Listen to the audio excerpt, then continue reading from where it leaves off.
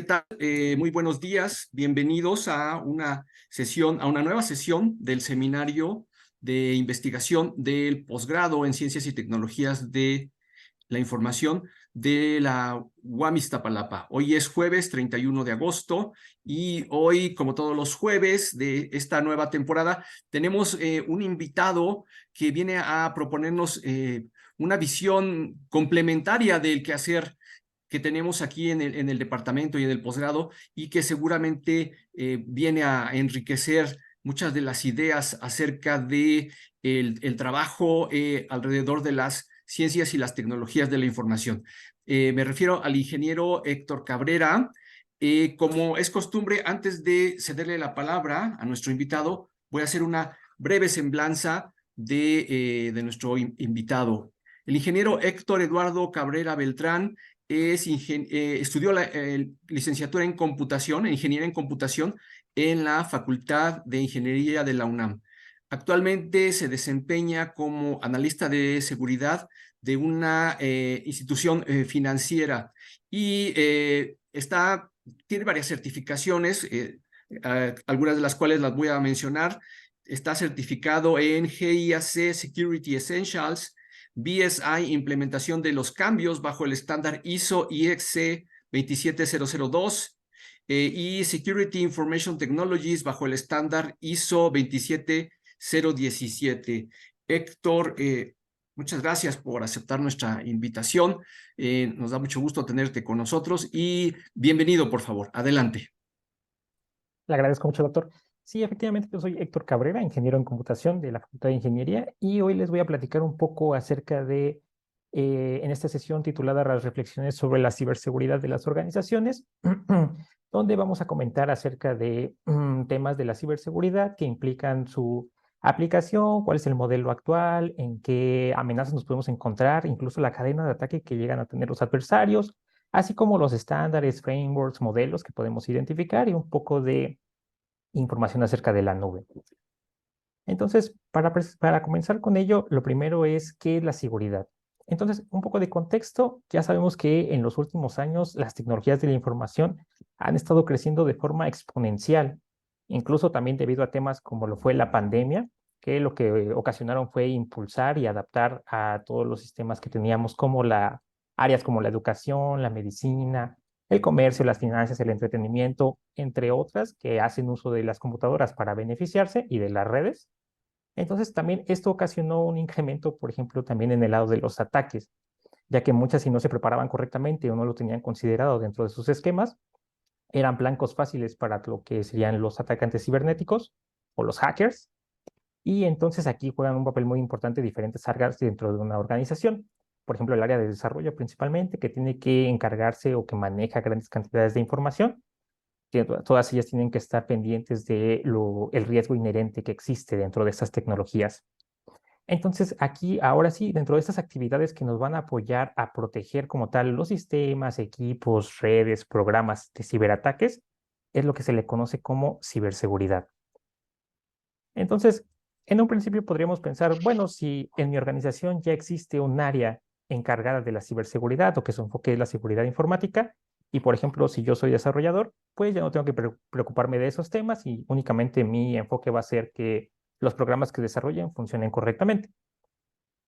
Pero desafortunadamente la realidad no es así, ya que como tal, este tema de la ciberseguridad es un trabajo en equipo que incluye desde los desarrolladores, el personal de redes, bases de datos, sistemas operativos, incluso los usuarios finales de las propias aplicaciones, porque en caso de que cualquiera de estos integrantes se vea vulnerado, fácilmente un atacante podrá ir escalando dentro de nuestro sistema hasta lograr sus objetivos, como pueden ser dañar el propio equipo, robar información, mantenerla, digamos, como secuestrada, ¿no? Para pedir un rescate, que vamos a ver más adelante este tipo de amenazas. Entonces, para todo ello, la ciberseguridad, como la tenemos que ver, es en el enfoque de múltiples capas de protección que vamos a poner a lo largo de nuestra infraestructura para así tener, digamos, varias líneas de defensa, ¿no? Entonces, en caso de que lleguen a pasar un área perimetral o que sería de redes, pues ya directamente que las computadoras cuenten también con sistemas de seguridad y así de irnos en programas hasta los propios datos dentro del software. Y bueno, incluso más adelante vamos a platicar acerca de lo que vendría siendo las mejores prácticas y cómo implementarlas para poder salvaguardar la información, que es lo que vamos a platicar un poco más adelante. Ahora sí, un ejemplo rápido para ponernos en contexto es de que, bueno, quiero pensar que todos están familiarizados con esta herramienta o bueno, con este chatbot que es llamado ChatGPT, que en caso de que no lo estén, les comento rápidamente que este chatbot es un modelo un modelo de lenguaje impulsado por inteligencia artificial que a grosso modo de lo que se encarga es de que a partir del contexto de las preguntas que hacen los usuarios y de la información que ha aprendido previamente, va a intentar dar una respuesta lo más parecido posible a como respondería un ser humano. Entonces, por este mismo tema, bueno, desde el año pasado hasta inicios de este año alcanzó una popularidad enorme, llegando hasta 100.000 millones de usuarios al mes a principios de 2023. Entonces, de hecho, fue esta misma popularidad la que hizo que los atacantes cibernéticos se enfocaran en la aplicación para llevar a cabo sus actividades y ver qué podían obtener al respecto. Y efectivamente lo lograron. Por ejemplo, entre junio de 2022 y mayo de este año, lograron obtener información de más de 100.000 cuentas de usuarios de ChatGPT a través de un malware llamado ladrón de información o information stealer, que lo que se encarga es de que una vez instalado, por ejemplo, en un equipo, recopila información de carteras electrónicas, contraseñas almacenadas en el navegador web principalmente, que es aquí donde pudieron obtener cuentas, por ejemplo, de ChatGPT, lo cual representa un riesgo, ya que como este modelo de lenguaje permite a los usuarios guardar en sus conversaciones, normalmente lo que tienden a hacer los usuarios es, una vez que tienen su cuenta, es meter información sensible. Entonces, si un atacante llega a descubrir esta información, eh, va a utilizarla para probar información confidencial o propiedades intelectuales, entre otros temas. Asimismo, también hubo otro ataque reciente en lo que fue marzo de este año también para ChatGPT, ya que los atacantes se descubrieron antes que OpenAI, que es la empresa detrás de ChatGPT, descubrieron que estaban utilizando una biblioteca vulnerable, ya que no había sido actualizada. Entonces, gracias a esto, lograron hacer como una especie de exploit para que los usuarios pudieran recopilar información, digamos, en parte del historial, y a partir de ahí pudieron recopilar datos de credenciales, correo electrónico e incluso información de tarjetas de crédito, que por lo que informó OpenAI fue únicamente los últimos 4 dígitos de la tarjeta de crédito. Y ellos rápidamente, al enterarse de este tema, lo que hicieron fue bajar totalmente el modelo, ponerlo offline, a actualizar todo y verificar que todo estuviera parchado y volverlo a subir. Pero ya en todo este tiempo, los usuarios lo que hacen es recopilar la mayor cantidad de información posible, bueno, los atacantes, perdón, y a partir de ello, pues ya deciden si la venden en sitios web fraudulentos o de la Deep Web, y a partir de ello, pues podemos ver la importancia como tal que tiene la ciberseguridad y todo ello lo que nos conlleva a proteger, como les comentaba, ¿no? Computadoras, redes, protección en capas, básicamente. Y bueno, como tal, ahora sí, para hablar un poco acerca del enfoque que tiene o las 3 dimensiones de lo que podemos salvaguardar con la seguridad informática, nos encontramos con la tríada CID, que no es otra cosa más que la confidencialidad, la integridad y la disponibilidad, donde la confidencialidad de los datos hace referencia a que únicamente deben ser accesibles para los usuarios que los requieran y tengan la autorización correspondiente. Entonces aquí nos vamos a encontrar con medidas de protección, por ejemplo, como tener roles, otorgar privilegios correspondientes, tener incluso múltiples factores de autenticación para que solamente los usuarios autorizados puedan acceder a la información. Y pasando ahora a la integridad, esta hace referencia a que la información sea confiable, de que sepamos que no haya sido modificada y de que podamos utilizarla, digamos, para lo que se requiere. Entonces, esta integridad también, por ejemplo, podemos protegerla utilizando o recurriendo a lo que serían los valores de checksum para identificar que no haya sido modificada, que en ocasiones estas checksum utilizan lo que son funciones hash para que a partir de cualquier cantidad o bueno, cualquier información que procese esta función va a devolver un dato particular de un tamaño determinado, pero en particular las funciones checksum no se recomienda utilizarlas, por ejemplo, para temas de cifrado, ¿no? Que es lo que nos podría ayudar a defender la confidencialidad, ya que en ocasiones utilizan funciones criptográficas hash que ya son obsoletas, y lo que puede ocasionar que tengan colisiones, ¿no? Que esto hace referencia a que un mismo valor que le des de entrada, no, perdón, diferentes valores que les des de entrada te dé como resultado un mismo valor de salida, que esto rompe como tal lo que correspondería a la integridad. Pero, por ejemplo, para ello también tenemos otros temas, como sería la infraestructura de llave pública, que nos proporciona, además de un modelo de cifrado utilizando llaves públicas y privadas, también nos permite firmar digitalmente los documentos, y entonces, además de tener integridad en el archivo, también nos vamos a corroborar de que haya el tema del no repudio, que esto no es otra cosa más que se tenga registro de quién hace qué, para que no pueda decir que no fue desde su cuenta o de que lo hizo alguien más. Y por último tenemos la disponibilidad, que esta que lo que hace referencia es de que la información siempre tiene que estar accesible para el usuario que la requiera, y igual que tenga la autorización correspondiente. Entonces aquí nos vamos a encontrar con temas para protegerlas, como los que serían software anti-DDoS, que es la denegación de servicios distribuidas, o también realizar pruebas de estrés y de carga para verificar que los servidores que responden ante las peticiones de los usuarios no se vean, eh, digamos, o bueno, cuál es el límite que pueden obtener de tráfico, y para ello utilizar algunos filtros, por ejemplo, como firewalls y alguna otra tecnología anti-DDoS. Entonces, ahora sí, ya que platicamos un poco acerca de lo que tenemos que proteger, vamos a ver de qué tenemos que protegerlo, ¿no? Entonces, ahora sí vamos a hablar acerca de las amenazas cibernéticas y el riesgo que representan. Entonces, entre las más comunes tenemos lo que es principalmente el phishing, que son todos aquellos correos o mensajes que le llegan a los usuarios. Normalmente los hacen a través de bots que tienen plantillas predeterminadas. Se encuentran un dominio al que pueden mandar esta información, y entonces ya mandan cantidades masivas de estos correos intentando que algún usuario sea una víctima de ellos, y entra un link que fue vulnerado, o descarga información que no, ejecuta algún programa, y todo ello se complementa con lo que es la ingeniería social, que este tema ya es como tal manipular a los usuarios para que, como les comentaba, revelen información sensible o realicen la descarga de algún archivo, lo ejecuten, y todo lo que requiere un atacante para poder llevar a cabo sus acciones dentro de los sistemas.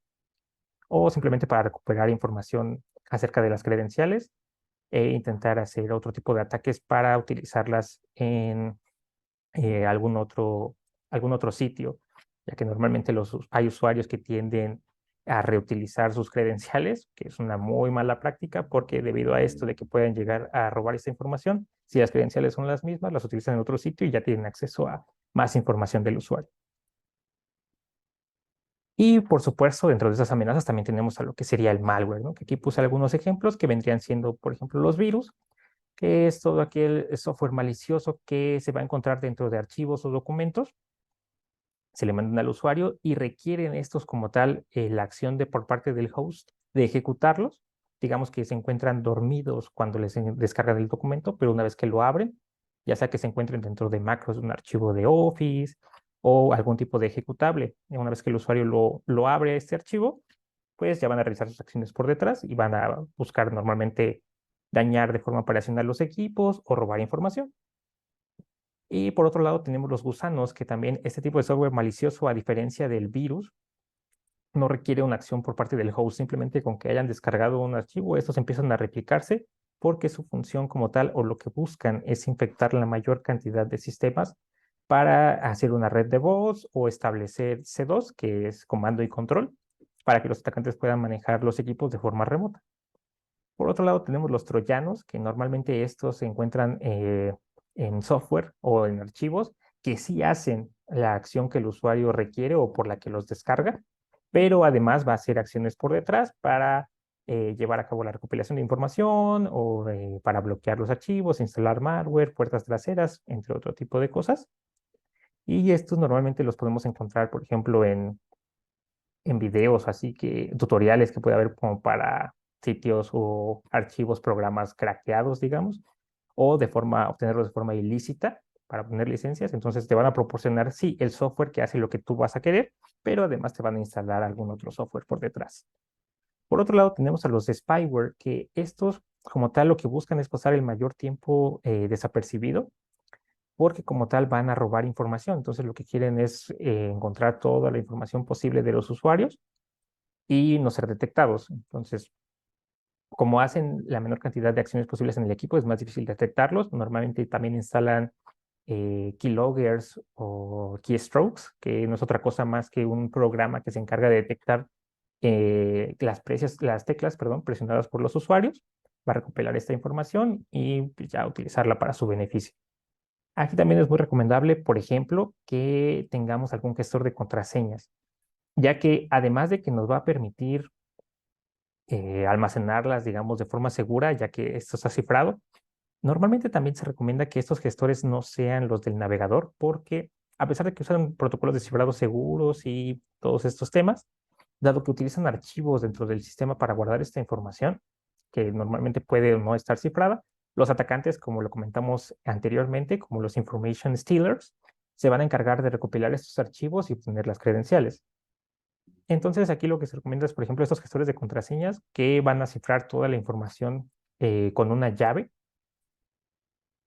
y la vamos a tener, digamos, cifrada en reposo, ¿no? La información no tenemos las credenciales, además de que si nosotros nos encargamos a memorizar nuestras contraseñas, es muy probable de que sean muy similares o sean la misma para muchos casos o para cuentas que las requerimos. Entonces aquí también estos gestores nos van a apoyar a generar contraseñas robustas con base en las especificaciones que nosotros les indiquemos.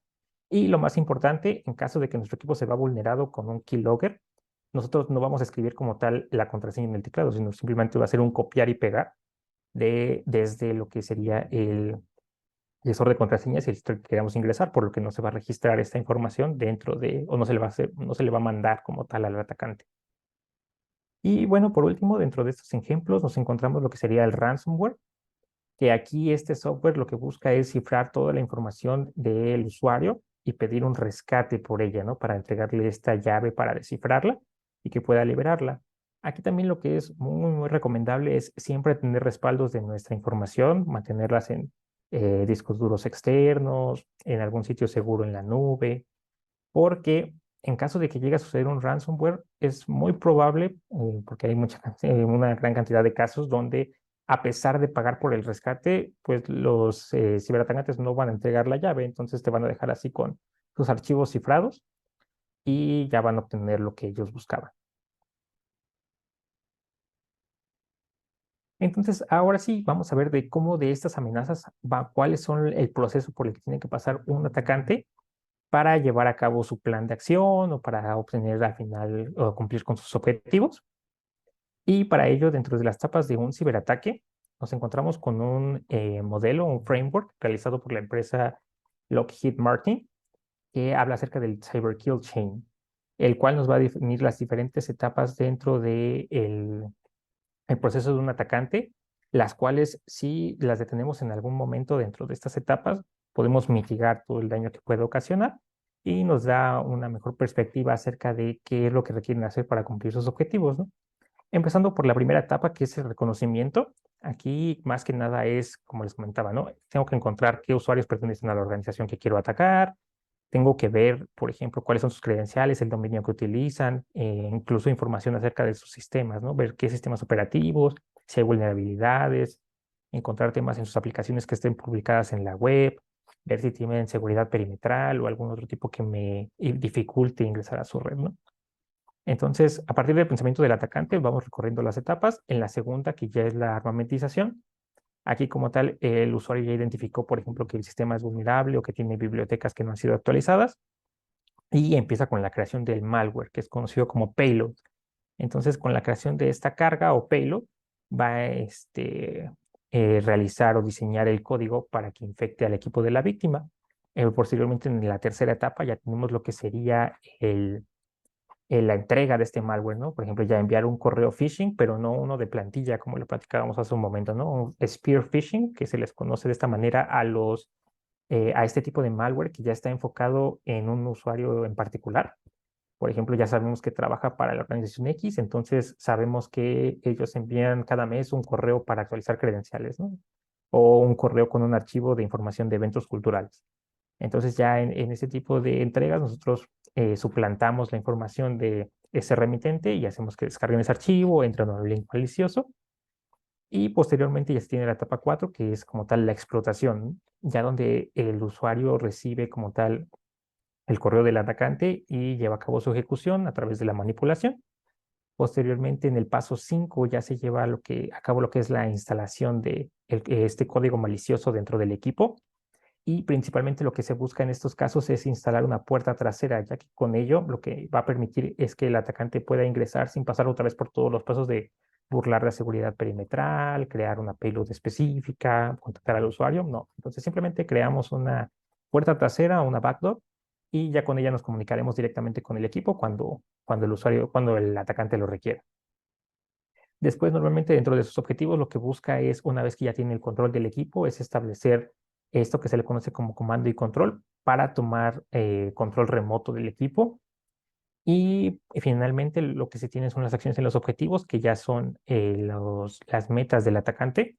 Y en estas normalmente suelen ser escalar privilegios de forma vertical o lo más importante también es moverse de forma lateral dentro de la red, porque es muy probable que si un atacante se queda en un mismo equipo realizando acciones, va a ser detectado y por lo tanto se van a aplicar las medidas para sacarlo y quitarle su puerta trasera, ¿no?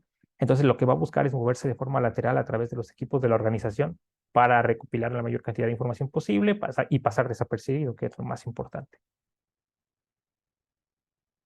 Entonces, ahora sí vamos a centrarnos en esta primera etapa, la que platicábamos de la cadena de ataque, que es el reconocimiento, y vamos a ver cuáles son algunos de los vectores que nos podrían apoyar o que más bien apoyan a los atacantes para que puedan ingresar a los sistemas. Principalmente cuando quieren llevar a cabo sus operaciones, como lo comentábamos, buscan recuperar información de correos electrónicos, de las cuentas de los usuarios, de ver qué privilegios tienen, y todo ello normalmente hay un vector muy directo en el que se centran para este tema, que son las vulnerabilidades en las aplicaciones que están publicadas en la web. Entonces, aquí básicamente es si una aplicación recibe información de entrada por parte de un usuario, esto aumentará drásticamente los vectores de ataque que tengan, si es que no fueron, por ejemplo, eh, consideradas correctamente antes de su despliegue, ¿no? Entonces, ¿qué ejemplos tenemos para ello? Pues tenemos lo que sería la inyección de comandos de sistema operativo, donde, como su nombre lo indica, a través de la propia datos de entrada que podemos ingresar en la aplicación, nosotros podemos ingresar código para ver si el servidor es capaz de recibir estas peticiones y ejecutarlo y darnos información, por ejemplo, la que necesitamos durante el reconocimiento, ¿no? La primera etapa de la Cyber Kill Chain, que serían información del sistema operativo, qué bibliotecas tienen instaladas, qué archivos podemos atacar, ¿no? O cuáles tiene vulnerados, ver si no está actualizado a las últimas versiones. Todos estos temas igual más adelante los vamos a platicar en algo llamado hardening para saber cómo en mejores prácticas ayudar a proteger de este tipo de detalles, ¿no? Asimismo, también tenemos otro tipo de inyección, que es la inyección de código SQL, que también, como su nombre lo indica, este va enfocado a tener una conexión con el backend de la base de datos y que nos traiga información que no debería ser, o bueno, que la aplicación como tal por defecto, pues no permitiría ingresar, ¿no? O que no estamos autorizados a ver.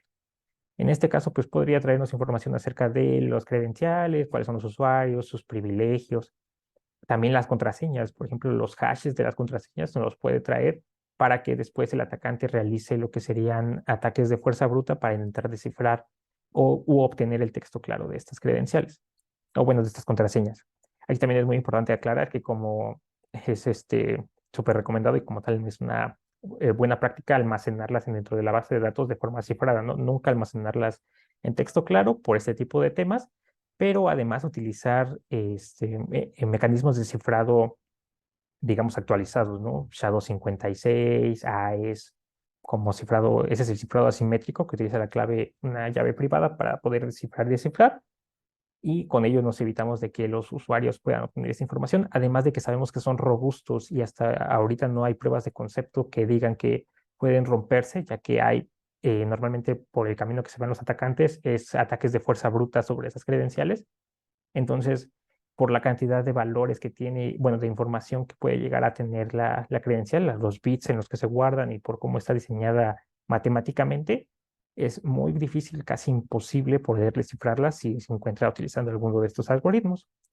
Y por otro lado, también tenemos temas como el cross-site scripting, que lo que se encarga es de que el atacante a través de un buscador, por ejemplo, dentro de la aplicación web, sea capaz de ejecutar código, por ejemplo, de JavaScript, ¿no? Scripts de terceros para ver información también de los usuarios. Esto normalmente se utiliza más que para obtener información del sistema. Esto es para obtener información de los usuarios. Entonces, por ejemplo, el cross-site scripting, a la par con el phishing, se le envía una página que nosotros verificamos que tiene esta vulnerabilidad y la cual es capaz de inyectar código malicioso para redireccionar al usuario a una página de nuestro control. Entonces ya con eso podemos enviársela y ya si el usuario entra, ya podemos tener control de su equipo, instalarle malware, ver sus credenciales, entre otros aspectos.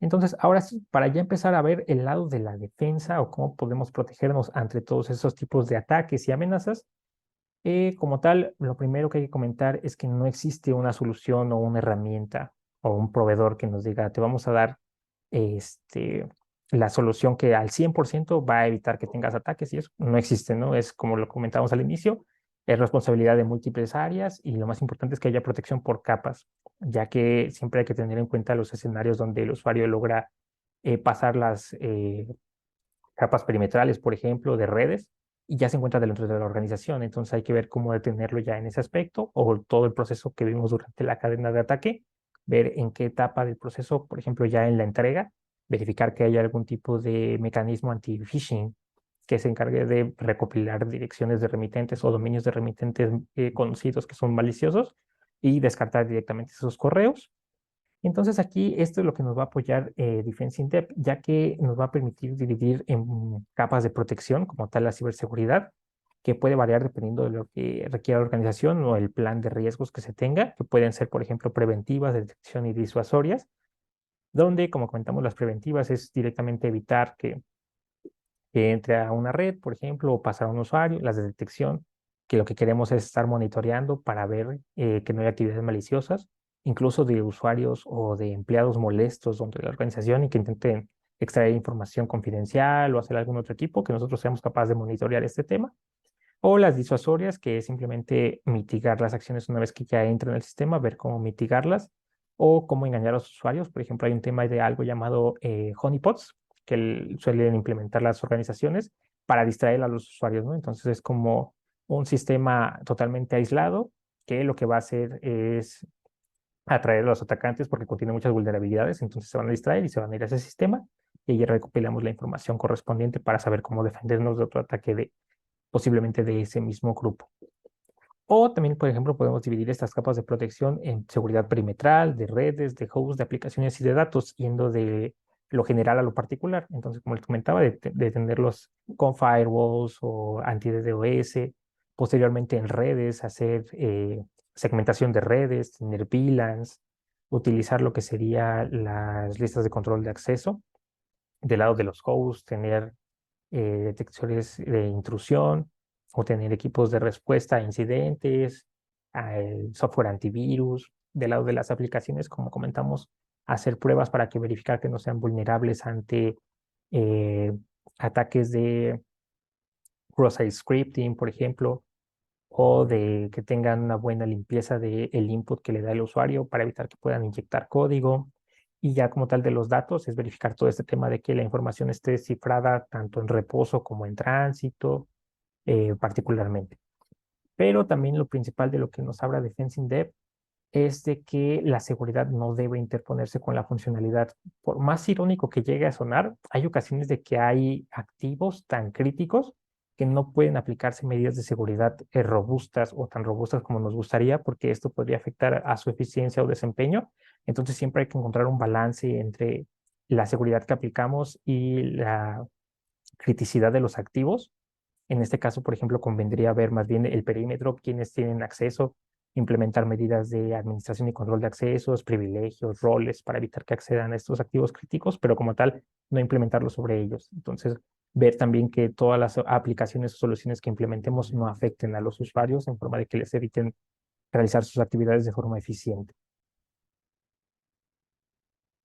Entonces, ahora sí, particularmente para retomar el tema de las vulnerabilidades en las aplicaciones, ¿qué es lo que nosotros podemos hacer para que estas aplicaciones sean seguras o ayudar más que nada a los desarrolladores a que tengan un esquema o un panorama general de cómo apoyarle con sus aplicaciones para robustecerlas. Entonces, aquí este sí ya es totalmente enfocado en el equipo de seguridad, que lo que sí es deseable o súper recomendable que con lo que cuenten es realizar pruebas de seguridad de aplicaciones dinámicas o DAST, por sus siglas en inglés, de Dynamic Application Security Testing, en donde el personal de seguridad va a tomar la perspectiva o la postura de los atacantes y va a hacer o llevar a cabo diferentes acciones sobre las aplicaciones que ya estén corriendo. Digamos que dentro de la etapa de desarrollo de software, que también es todo un tema, por ejemplo, el Software Development Life Cycle, aplicando la seguridad. Esto ya vendría a aplicarse hasta el final porque la aplicación ya tiene que estar, bueno, ser capaz de ejecutarse y estar corriendo cuando nosotros ejecutemos pruebas dinámicas, por lo que es un poco más complicado aplicar los cambios. Lo más conveniente es que sea antes, por supuesto, del despliegue, verificar que tenga estos temas y retroceder unos pasos para aplicar los parches correspondientes y poder volver a probar, ¿no? Entonces aquí como tal, como les comentaba, el tester, como toma la perspectiva del atacante, no requiere conocimiento previo del código fuente de la aplicación, qué tecnologías utilizan, son los frameworks. Más que nada se va a dedicar a inyectarle peticiones que sean maliciosas o que puedan, digamos que, afectar la disponibilidad del sistema. Por otro lado, tenemos las pruebas de seguridad de aplicaciones estáticas, que por sus siglas son las Static Application Security Testing, que ahora sí, estas se pueden hacer durante las etapas tempranas del desarrollo de software, ya que como tal no requiere estar corriéndose o ejecutándose para que podamos llevar a cabo estas pruebas. Y en ellas más que nada se va a analizar el código fuente para identificar temas de vulnerabilidades que podrían encontrarse igual, como ver que no se está llevando a cabo correctamente la limpieza de el input de los usuarios, que no se están utilizando, por ejemplo, placeholders para las bases, para los queries o las consultas a bases de datos, ya que nos permite realizar, por ejemplo, cambiar la versión de algún tipo de biblioteca que estemos utilizando para recorrerla una atrás, que sí sea, que nosotros sepamos que es vulnerable, bueno, digamos los atacantes. Entonces, todo ese tipo de temas, de utilizar cosas que sí estén actualizadas, nos van a apoyar las pruebas de seguridad estáticas. Entonces, aquí también a estas pruebas se les conoce a las dinámicas como pruebas de caja negra y a las estáticas como pruebas de caja blanca. Y bueno, ahora sí, para hablar un poco acerca de las regulaciones, estándares y frameworks, con todo esto que hemos comentado en un inicio del aumento en las tecnologías de la información y la cantidad de datos que procesan en la actualidad, pues era inevitable de que no fueran a existir regulaciones para que los usuarios se sientan seguros y que sus datos sean tratados de forma segura.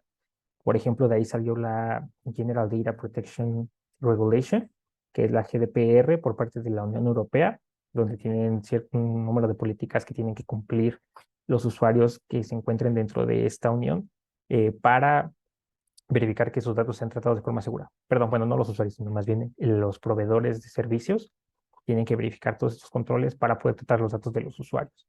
O también están otros temas como la Payment Card Industry Data Security Standard, la PCI DSS, que es el estándar que se encarga de decir cuáles son las regulaciones para que se puedan tratar los datos de tarjetas de crédito o débito y evitar los fraudes y el robo de identidad. Y además de eso, también tenemos otros muy interesantes, como son los de la ISO, que es la International Organization for Standardization, la ISO en conjunto con la IEC, que es la International Electrotechnical Commission, que estos dos son cuerpos desarrolladores de estándares que normalmente buscan hacerlos cumplir dentro de sus áreas o dentro de los miembros que participan, bueno, de los países que son miembros de estas instituciones.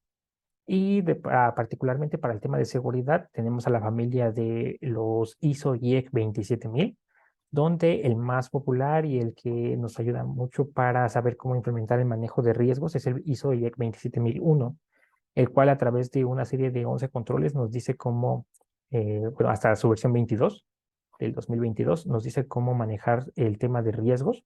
Y de hecho hay un tema para certificarse en este estándar que es cumpliendo con todos estos procesos. Y lo más interesante como tal y lo que nos proporciona mucha información es que en su anexo lista estos controles que son como tal, no se requieren implementar todos porque son 93 controles divididos en 4 grupos, que son las personas, seguridad física, Eh, la persona, seguridad física, controles organizacionales y controles tecnológicos.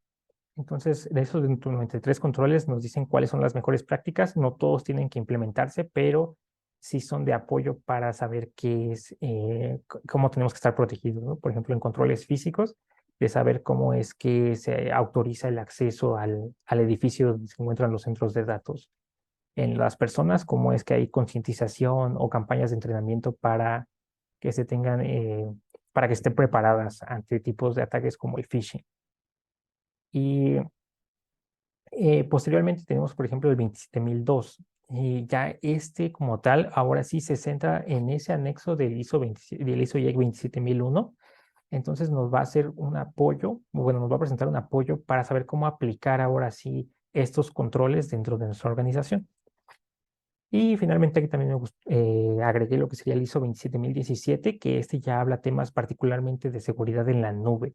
Y como, ahora sí, como complemento al ISO 27002, este nuevo estándar nos va a apoyar con saber cómo implementar controles de seguridad, o bueno, cómo enfocar los anexos del ISO 27001 a lo que sería la seguridad en la nube para saber tanto del lado de proveedores como del lado de los clientes qué es con lo que se tiene que cumplir. Ahora, del lado, por ejemplo, de los frameworks, tenemos lo que es el OWASP Top 10, proporcionado por la Organización de Aplicaciones Web, el proyecto de la Organización de Aplicaciones Web.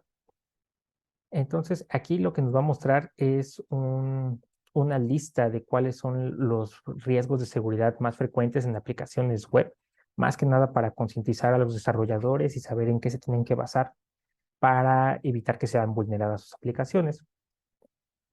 Y aquí, por ejemplo, nos vamos a encontrar temas como lo son fallas en la criptografía, como lo mencionamos anteriormente, de que tengan estén utilizando algoritmos obsoletos que sean fácilmente atacados para recuperar la información.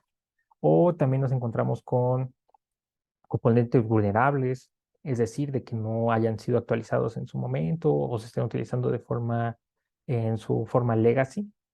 Entonces, saber que eso va a presentar un riesgo en algún momento. También todo el tema de inyecciones, como lo vimos en un momento, inyecciones SQL de sistema operativo, el cross-site scripting, errores en la autenticación, de que el atacante pueda escalar de forma vertical para ascender o, bueno, a tener más privilegios o de forma lateral para que pueda invadir más cuentas. Todo esto nos va a apoyar este framework. También uno que es muy popular y nos ayuda bastante es el framework de ATT&CK por parte de Mitre. ATT&CK hace referencia a Adversary Tactic Techniques and Common Knowledge, que son como tal las tácticas y técnicas por parte de los adversarios.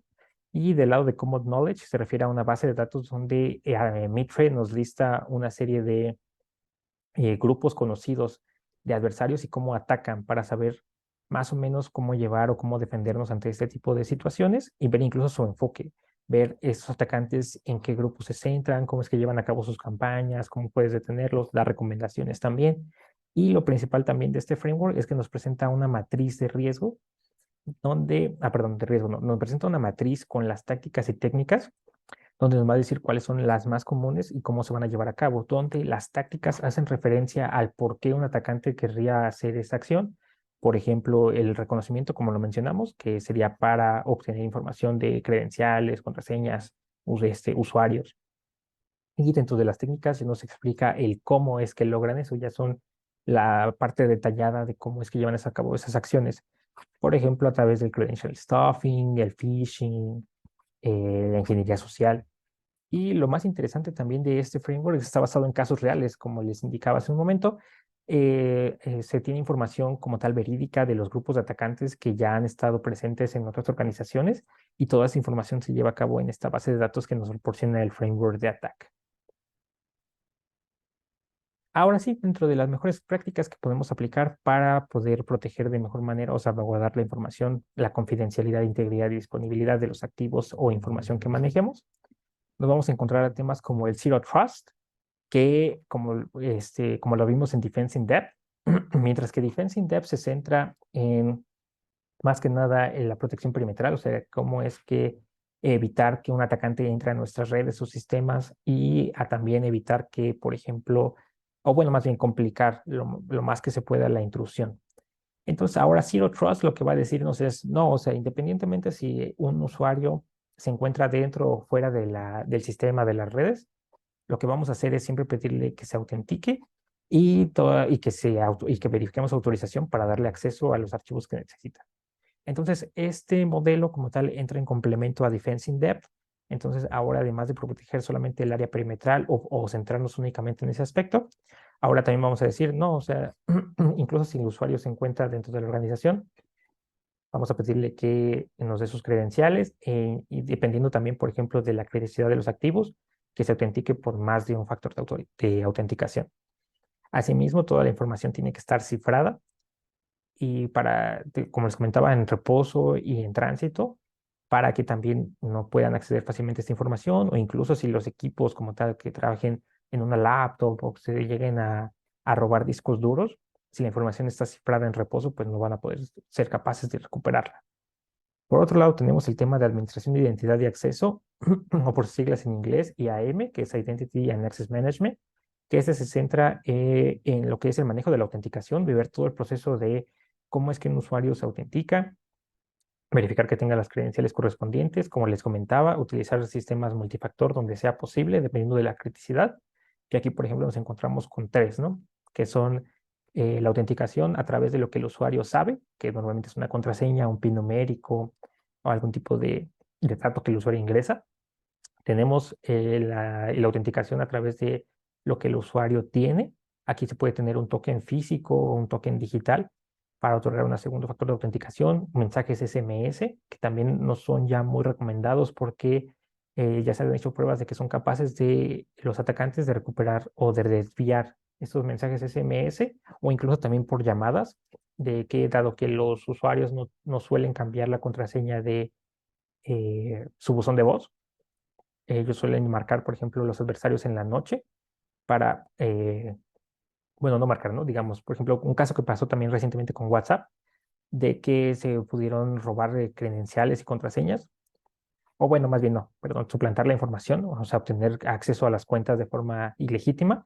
Esto se hizo a través del sistema de autenticación por llamada. Entonces, ellos cuando querían iniciar sesión, obtenían las credenciales, las ingresaban, y para este factor de autenticación lo que hacían era mandar el mensaje al buzón de voz del usuario, digamos en horas que ellos sabían que no podían contestar, normalmente en la noche, en la madrugada, para que esta información pasara a su buzón de voz. Entonces, posterior a esto, lo que hacían era, como les comentaba, como no suelen cambiar la contraseña para acceder a este buzón, normalmente quedan las default, ¿no? 1, 2, 3, 4, 4 veces 0, series numéricas que son fáciles de detectar. Entonces, el usuario utilizaba esto para ingresar al buzón de voz perdón, el atacante usaba esto para ingresar al buzón de voz de la víctima, obtenía ese código de autenticación y robaba la cuenta de WhatsApp normalmente lo que hacían era pedir eh, que les hicieran depósitos o a familiares, porque cuando ves que te mandan un mensaje de un número de WhatsApp que tienes registrado, pues si las personas tendían a creer que si eran sus familiares, no verificaban dos veces y hacían depósitos o acciones que comprometían información sensible o les robaban directamente dinero.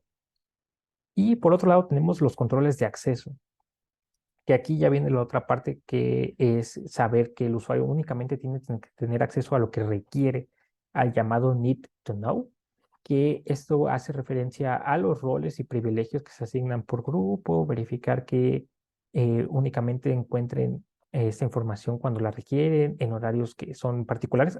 Por ejemplo, esto también es otro tema importante dentro de Zero Trust, que se puede establecer una escala de riesgos para determinar si un usuario tiene acceso o no al activo.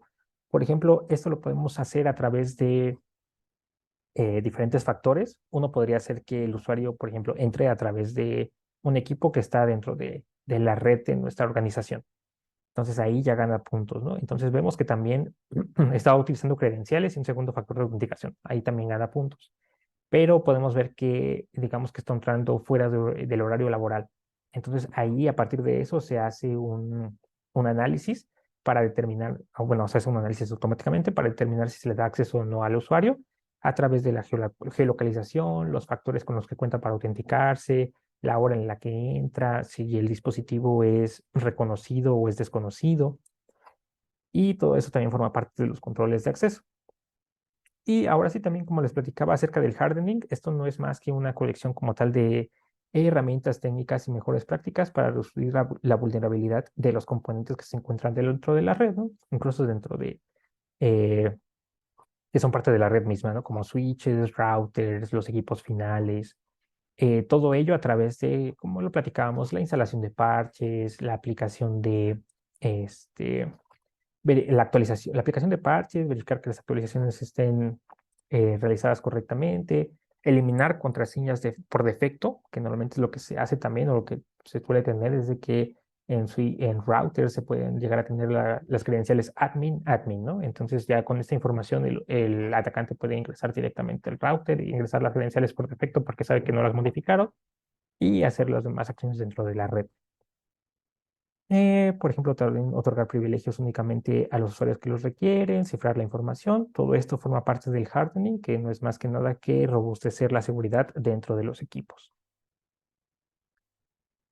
Y ahora sí, para platicar acerca de esta tecnología que se ha vuelto muy popular en los últimos años, que es la tecnología en la nube, pues además de todas las ventajas que trajo consigo, como es la flexibilidad, la escalabilidad, la reducción de costos, y digamos que también la reducción de costos y espacios, ¿no? Porque pasaron de tener servicios on-premise, es decir, tener centros de datos con servidores físicos, pues, digamos, totalmente a cargo de la organización, y ahora ya toda esa infraestructura es por parte de un proveedor de servicios en la nube. Y bueno, también todo este tema del ahorro de costos y de espacios, se tiene que tomar en cuenta que haya un plan bien diseñado porque es muy fácil pasarte de lo que se requiere y empezar a pagar más de lo que pagarías si tienes los servicios físicamente, ¿no? On-premise. Pero bueno, entonces también nos encontramos con los diferentes modelos, que los tres principales son, por ejemplo, la infraestructura como servicio, la plataforma como servicio y el software como servicio, en donde nos indican qué es lo que nos ofrecen y qué es lo que nosotros queremos hacer, dependiendo de las actividades que nosotros requerimos. Y algo muy importante ya en el tema de la seguridad es de que podríamos pensar, bueno, entonces, si a partir de toda la infraestructura, como comentábamos, ya está del lado del proveedor, pues ellos tienen que encargarse de la seguridad. Ellos tienen que ya verificar que todo esté en orden y asegurarse como empresa de que sus clientes están seguros. Y como tal, es más complicado que eso, ya que aquí nos encontramos con un tema que es el modelo de responsabilidad compartida, que como podemos ver en esta tabla, dependiendo del modelo que tengamos contratados con el proveedor de servicios en la nube, va a ser la responsabilidad tanto del proveedor como de nosotros. Donde los cuadros que están totalmente azules representan la responsabilidad del usuario y los que están en gris representan la responsabilidad del proveedor y los que están de ambos colores pues quieren decir que es compartida. Entonces, por ejemplo, podemos ver que en los sistemas on-premise, básicamente todo es responsabilidad del usuario, desde la seguridad física hasta la configuración de las aplicaciones. Pero ya si nos pasamos a infraestructura en la nube, podemos ver que, por ejemplo, ya la seguridad física y la infraestructura de los hosts ya va por parte del proveedor. Él se nos tiene que asegurar de que tiene centros de datos seguros, de que todos estos temas que mencionábamos de controles de seguridad para evitar de que usuarios no autorizados accesen a estos centros de datos, puedan extraer información, etcétera. Pero ya vemos que, por ejemplo, pasando a los controles de red en infraestructura, ahí ya empiezan a ser tema también de responsabilidad del usuario, ¿no? De que nosotros tengamos segmentaciones adentro de forma virtual, de que hagamos los controles correspondientes, tengamos firewalls para nuestras propias aplicaciones o los servicios que utilicemos y así respectivamente. Y podemos ver que, por ejemplo, hasta el final la configuración de las aplicaciones ya es responsabilidad totalmente del usuario. Es decir, de que la implicación que se tiene dentro del servicio, el usuario tiene que asegurarse de que cuente con sistemas de autenticación, ¿no? Por ejemplo, de que si te pida credenciales, que se almacenen de forma segura, de que te pida un multifactor, los controles de acceso, quitar configuraciones por default de las aplicaciones. En el caso de plataforma como servicio o infraestructura como servicio, verificar que también no cuenten este, con temas que puedan ser vulnerados, digamos que también necesitan actualizaciones que se tengan constantemente. Y bueno, esto sin olvidar también los temas que platicamos anteriormente de las mejores prácticas, como lo son el Zero Trust, Defense in Depth, como lo es el Identity and Access Management, y como lo sería también el tema del hardening. Entonces, todo esto no hay que olvidarlo. O sea, todos estos puntos que se aplican en premise también se aplican en la nube. Pero otra de las ventajas que nos ofrecen, por ejemplo, los proveedores, es de que ellos ya tienen tecnologías, digamos, especializadas para facilitarnos la aplicación de todos estos temas dentro de sus servicios, ya que como ellos los desarrollaron, conocen por dónde pueden atacar más fácilmente los adversarios y a partir de ahí empezar a generar las defensas correspondientes. Y bueno, también ya como último tema, algo también muy importante es la concientización de los usuarios. Esto es algo muy esencial porque eh, a partir de ellos es normalmente donde entran los adversarios. Digamos que nosotros podemos tener soluciones de vanguardia, ¿no? Tecnologías que nos dicen, no, pues sabes que esto te va a ayudar a detectar toda la actividad, va a bloquear eh, las ejecuciones no autorizadas, va a evitar que usuarios no autorizados entren a sitios que no tienen permiso, etcétera. También podemos establecer, por ejemplo, políticas de contraseñas robustas, ¿no? Más de 8 caracteres, mayúsculas y minúsculas, números, símbolos, eh, múltiples factores de autenticación incluso. Y tener también, por ejemplo, el cifrado de datos en reposo y en tránsito, ¿no? De decir, oye, ¿sabes qué? El usuario es capaz, como ya inició sesión, ya tiene la llave para acceder a la información cifrada dentro del equipo, es decir, los datos en reposo y todo ello. Pero hay un tema aquí muy importante, que es que si el usuario se pone a guardar sus credenciales en un bloc de notas, directamente, ya sea físico o digital en la aplicación, pues todos esos temas van desapareciendo, ¿no? Se van abajo porque ya no pueden protegerlos, porque a pesar de que sean muy robustos para evitar que sean rotos o que se corrompan, que sean vulnerados, como lo platicábamos con el caso de la criptografía, ¿no? Tienen sistemas criptográficos asimétricos y simétricos muy poderosos que para ataques de fuerza bruta son prácticamente irrompibles, pero si el usuario le empieza a compartir, le llega un correo que le dice, no, pues dame tus credenciales porque ganaste un premio y él se las da, o manda sus datos de multifactor, pues todo esto se viene abajo. Pero aquí lo que sí podemos hacer, y como le estuvimos platicando durante toda la sesión, es que es un trabajo en equipo, hay que estar de acuerdo con desarrolladores, redes y todo para implementar esta seguridad por capas. Es decir, de que ya sea de que el usuario, digamos, introdujo sus credenciales por error, las ingresó donde no debía. Ah, bueno, entonces ahora entra el múltiple factor de autenticación. Y en ese caso, si no, pues entran también otros temas como el DLP, que ya es un poco más especificado, que es la prevención de fuga de información, que aquí lo que nos va a permitir es verificar que los usuarios no eh, extraigan información confidencial o la manden a correos que no, o a sitios que no.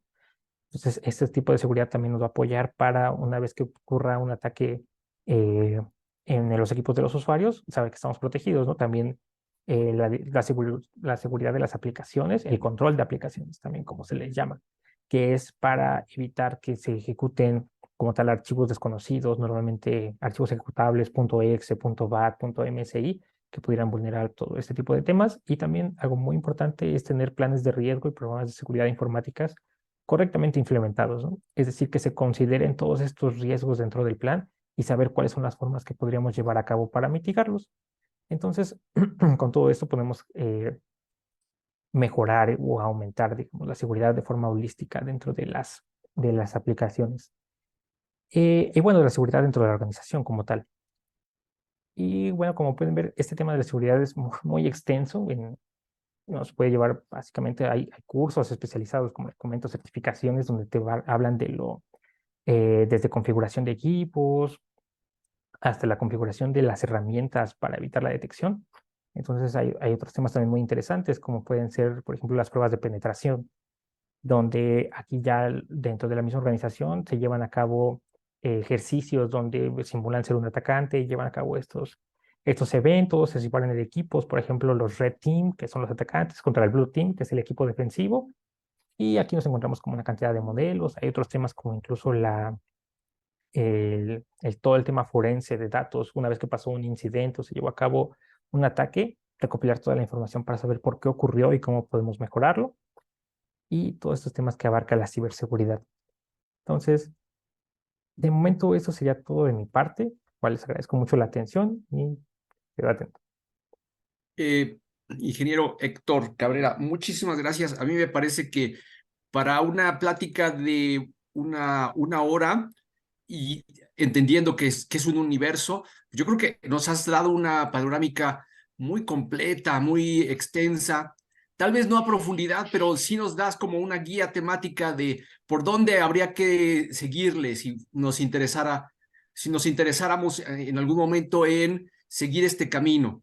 Yo tengo algunas preguntas a reserva de lo que nuestro público quisiera hacer. Recuerden que pueden preguntar, todo mundo que está conectado puede preguntar, ya sea por la vía del chat o levantando su mano. En tanto llegan las preguntas, yo te quiero hacer una serie de cuestionamientos, Héctor. El primero de ellos es, Claro. ¿dirías tú que hay lenguajes de programación? Estaba pensando, me llegó esta pregunta cuando estábamos hablando de pruebas de caja negra y pruebas de caja blanca. ¿Dirías tú que hay lenguajes que son más seguros que otros? Te hago la pregunta porque no hace mucho yo estaba en mi curso de algoritmos y estructura de datos y de repente el compilador me dijo que había una función que se llama getS, el gets, estoy enseñando en lenguaje C y me decía, me arrojó un warning y me dice, esta función ya es obsoleta porque tiene temas de seguridad. Entonces, ¿dirías tú que hay lenguajes más seguros que otros? Podría llevarse al respecto, como, incluso como todo ese tema de que hay organizaciones que requieren lenguajes o código legacy en versiones específicas de la que se emplean los compiladores, por ejemplo, ahí Ok. sí es donde se podrían ver vulnerados, pero como tal, digamos que cuando se llevan a cabo pruebas de caja negra o caja blanca, los podemos hacer en lenguaje C, Java, Python. Y todo eso no va a indicar que sean como tal vulnerables en sí, sino va a depender de el diseño del código que nosotros generemos, así como las herramientas o, por ejemplo, las bibliotecas open source que utilicemos. Estas herramientas van a ayudar a detectar si esos elementos pueden ser vulnerados. Ok. Entonces, depende más que nada de qué tan vivo, por así decirlo, se encuentre el lenguaje, que reciba actualizaciones constantes, de que los desarrolladores verifiquen de que está todo en orden y esos temas es lo que nos va a dar como la seguridad. Muy bien, ok. Es decir, mientras haya una comunidad más grande de desarrolladores alrededor del lenguaje, consideras que hay un poco más de posibilidades de que se mantenga el día, ¿no? Efectivamente, sí, así como lo comentábamos igual en el ejemplo de ChatGPT, Ujú. si esta vulnerabilidad se encuentra, pero no hay, o sea, quien está detrás de esta biblioteca open source no realiza las actualizaciones pertinentes, entonces ya queda totalmente del lado del desarrollador y pues ya los riesgos aumentan rápidamente. Ok, mi siguiente pregunta, Héctor. Varias ocasiones me llega información de que dice que los esquemas tradicionales de cifrado como el AES, incluso cualquier otro esquemas de asimétricos que actualmente están utilizándose, están llegando al final de su vida con el cómputo cuántico. ¿Qué opinas tú de eso? ¿Qué opinión te merece? Eso también es muy interesante, es toda otra área porque como tal, digamos que ya hay pruebas de conceptos para lo de que la computación cuántica sea capaz de romper estos sistemas por la eficiencia de los procesos que llevan a cabo. Entonces, por la cantidad de información que ya puede procesar, pues es, digamos que lo que antes se consideraban años dentro del procesamiento de los equipos para descifrar algo, la computación cuántica lo puede hacer mucho más rápido. Pero aquí el tema está de que qué tan accesible va a ser para todo el público, digamos.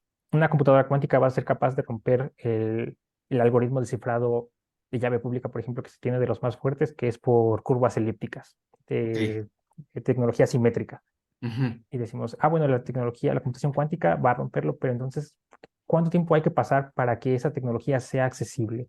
Entonces, mientras no sea una tecnología en masa, es muy complicado de que se tenga ese enfoque, además de que expertos en el área de computación cuántica han dicho que esto no es como el objetivo de esta tecnología, entonces no hay un enfoque todavía como tal. pero lo que sí sería interesante seguir viendo es ver cómo podemos desarrollar otros algoritmos criptográficos, o qué clase de matemáticas podemos utilizar para aprovechar esta computación cuántica a nuestro favor. Muy bien, aquí nos está llegando por el chat algunas preguntas de parte del curso de análisis y diseño de sistemas. Dice, para probar la vulnerabilidad de mi código, ¿qué tanto es recomendable contratar a un hacker para probarlo? O sea, me imagino que a un hacker ético, por supuesto. Ajá, claro. Digamos que es recomendable, incluso hay organizaciones que hacen algo llamado bounty programs, donde ellos mismos exponen su código y le dicen, o su aplicación, y le dicen adelante, o sea, intenten vulnerarlo y díganme cuáles son sus recomendaciones, y a quien logre hacerlo le vamos a dar dinero. Entonces, como tal, también como les platicaba, estos equipos de Red Team en ocasiones pueden estar dentro de la organización o puede ser personal externo. O sea, aquí lo recomendable es que si no es un bounty program, que sí sea con una organización reconocida y no contactar a cualquier persona, porque en este caso, si hay información, y bueno, también no tener información sensible dentro de estos códigos, porque si no, pues pueden robarla en caso de que no sean totalmente éticos.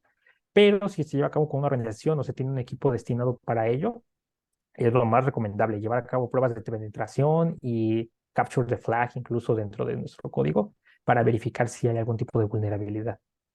De hecho, hasta donde sé, me corriges por favor, los algoritmos modernos de cifrado son públicos, ¿no? O sea, la seguridad no reside en la secrecía del algoritmo, sino en el uso de sus llaves, ¿es correcto? Efectivamente, de hecho, incluso es algo muy importante en el área de la criptografía, de que para que un algoritmo sea seguro no tiene por qué ser privado, o sea, tienen que exponerte cómo funciona para que los usuarios también vean, pues, cuál es su capacidad y como tal residir, como, digamos, la seguridad como tal en las matemáticas que se emplean. Que ese fue un tema también que pasó, por ejemplo, con los algoritmos de cifrado asimétrico, que es RC4, que Ajá, su seguridad básicamente se basaba en que el código era propiedad intelectual y nadie podía verlo, pero una vez que vulneraron a la empresa y recuperaron el código fuente de RC4, ya cualquier persona podía, bueno, era capaz de descifrar todo lo que se hacía con ese algoritmo, pero ya a diferencia, como por ejemplo, de lo que es AES, triple Ds, Diffie-Hellman, exacto. curvas elípticas, no Que tiene son que códigos recibir. abiertos. Exactamente. Muy bien. Y también algo aquí que cabe resaltar es que no hay que buscar como reinventar la rueda, de decir, yo voy a hacer mi implementación de un código criptográfico a partir de esta fórmula, ¿no? O intentando seguir el ejemplo que viene en su código. Porque si ya están probados y estos te los están dando como bibliotecas de código abierto, pues hay que utilizarlas porque ya han sido, digamos, testeadas contra las diferentes pruebas que pueden haber y ya están incluso certificados o son reconocidos a nivel mundial. Perfecto. Una última prueba, perdón, una última pregunta de mi parte.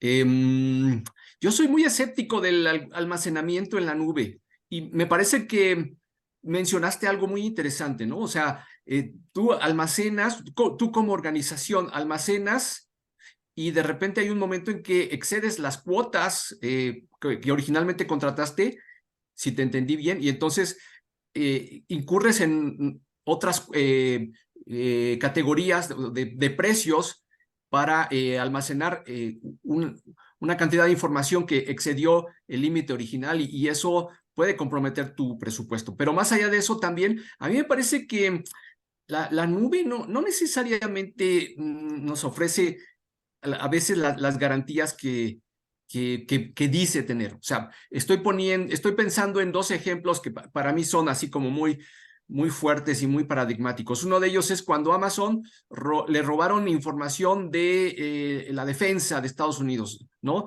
Y otro es cuando también en Amazon a alguien se le ocurrió poner en venta el padrón electoral de México, ¿no? Entonces, ¿qué opinas tú del almacenamiento en la nube? Es un tema muy delicado, incluso igual ahorita estoy llevando a cabo un curso de todo este tema de seguridad en la nube, ya más especializado, y por ejemplo nos hablan también de cómo es que como usuarios nos aseguramos de que los empleados de Amazon también o de Microsoft, de Google, que lleguen a salir o estén enojados o por lo que sea, roben información, ¿no? Porque tienen acceso. Entonces aquí lo que hay que ver también es como lo platicábamos dentro de las mejores prácticas, es de que, y bueno, también como les comentaba, dentro de la responsabilidad compartida es que al final el uso como ya de aplicaciones, a ver si no regreso a la tabla, como tal la configuración de aplicaciones, el acceso y los controles de acceso y de identidad ya prácticamente caen del lado del usuario. O sea, nosotros tenemos que asegurarnos que nuestra información esté cifrada en la nube, de que la información la tengamos distribuida correctamente, que las aplicaciones tengan las configuraciones adecuadas para que nosotros podamos monitorear e incluso ver cómo se maneja todo este tema. Claro, Que al final lo más importante también es tener un respaldo, porque como son servicios de terceros, incluso otro tema aquí es de que no son privados, o sea, es muy caro contratar un servicio de nube privado, entonces nosotros somos inquilinos y eso se comparte con múltiples usuarios, por ejemplo, por lo menos en los grandes tres, ¿no? Que es AWS, en Azure y en Google Cloud Services. Pues nosotros vamos a hacer una parte de, bueno, vamos a ser inquilinos de su infraestructura y para ello, pues también tenemos que tener mucho cuidado con la información que almacenamos ahí. ujú. Pues muchísimas gracias, ingeniero Héctor Cabrera. No sé si hay alguien más. Ya no veo más preguntas por parte de nuestro auditorio, de modo que pues vamos a ir cerrando el seminario del día de hoy. Te agradecemos mucho por tu participación. Ya te haremos llegar en la próxima semana tu reconocimiento, pero pues a mí en lo particular me pareció muy interesante, como te digo, muy panorámica. Me queda claro que es un universo. Puedes dedicar el resto de tu vida a estudiar esto y no terminas, pero creo que nos ha dado una panorámica tal que nos permite esas líneas generales de por dónde va la seguridad de la información. Y yo creo que es algo que es de mucho beneficio, especialmente en un posgrado como el nuestro, en el que pues, nos dedicamos justamente nuestro trabajo, nuestro quehacer tiene que ver con el manejo, el procesamiento y, por supuesto, el aseguramiento de la información. Ingeniero Héctor Cabrera, muchísimas gracias y ojalá que haya oportunidad de volvernos a encontrar por estos espacios o por otros que la vida nos ofrezca. Sí, Gracias. sí, igual les agradezco mucho la invitación y un placer compartirles un poco de mi conocimiento acerca de este tema y con gusto, si hay oportunidad nuevamente, platicamos otra vez.